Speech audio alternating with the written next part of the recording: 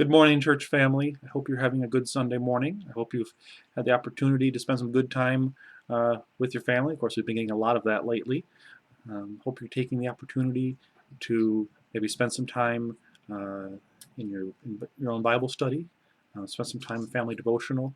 I know we would love to all be together. Um, of course, we're trying to make the most of this.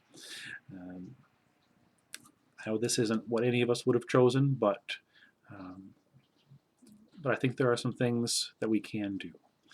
You know, when big changes or big events happen, it's easy to think that what's happening is to us is new or unique to us, or that we're the only ones who can understand.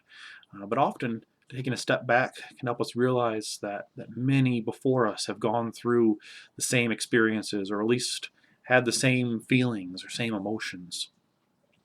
I've been spending a lot of time this week thinking about the authors of the letters of the New Testament. I know I've shared some of that with you. Um, these writers and the churches and Christians that they were writing to were separated. They're separated by distance or by circumstances, but very much united in spirit. As you may know, the name of this video series is taken from the letters of John, where he said he would much rather speak to his audience face to face.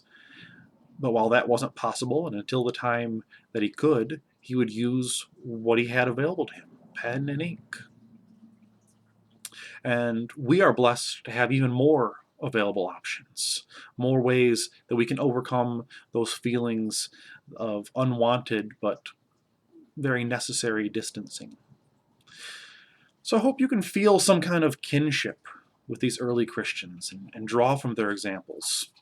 Um, maybe in some of our lower times, some of the times that we're um, having trouble with this situation, you might feel like Paul in prison when he was writing Ephesians or Philippians, Colossians, and Philemon.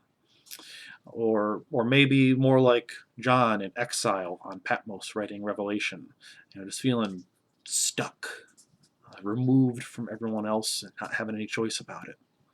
Hopefully that's only a small part of the time. Hopefully more often maybe we feel like James, who observes that God's people seem scattered throughout the world. He wishes they could all come together, but he recognizes that scattered does not mean divided, and far apart doesn't mean torn apart. The truth is, the church didn't always gather in buildings. It feels that way, but it wasn't always that way. Before that, it was in homes. Groups of Christians coming together in each other's homes. But even before that, while the gospel was still spreading, church may have looked like individual families in individual homes. Maybe a lot like today, this Sunday morning does.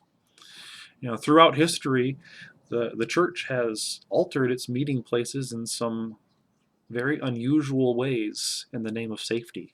Safety from being discovered, safety out of necessity. Think of meetings in catacombs and other secret meetings in some strange places.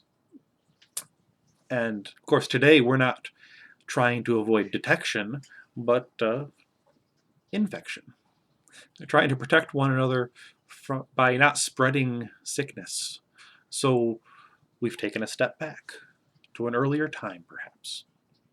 I pray that your family is making the most of this time, this time of maybe we could call it very early Christian worship.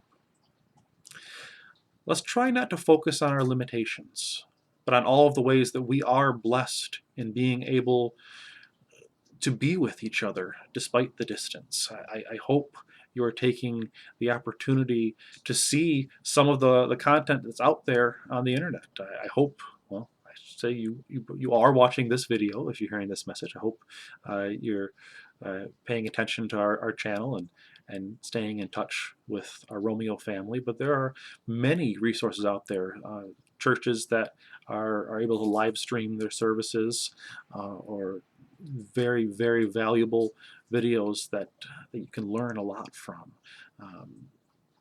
We have the blessing to be able to pick up our phones and have so many ways to communicate and interact. I hope that you have taken the opportunity this past week to call somebody from your congregation. Ask how things are going. Offer encouragement. Um, we can't get together yet, but we are not alone. We are bound together as we always are, by the Spirit, by our faith, by the things we share. You know, our Bibles all still say the same things. And I get very encouraged by an email talking about a text from the Bible, an email asking how I'm doing, a simple text seeing how the family's holding up. There are still a lot more questions than there are answers about the things going on in our world right now. But we don't focus on that. We focus on the answers that we know for certain. We focus on the love within the church. Maybe this helps us to think even more broadly about what it means to be a church. We aren't in a building where we can look down the pew and see 30 or 40 other people in the building, but maybe we think about all of the things happening in houses across the state, across the country, across the world. There are Christians still being Christians. The church is still being the church. We are still a part of something so much bigger than any of us.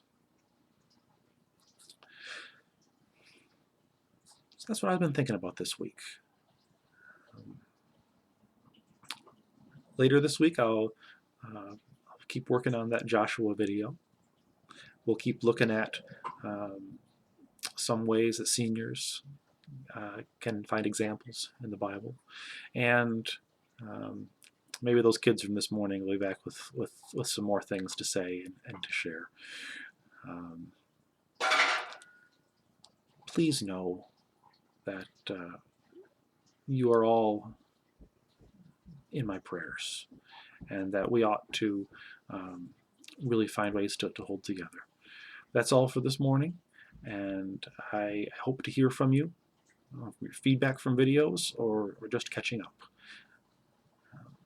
Until next time, in the words of John, and the words that we all very much feel, I hope to see you soon, and we will speak face to face. Peace to you.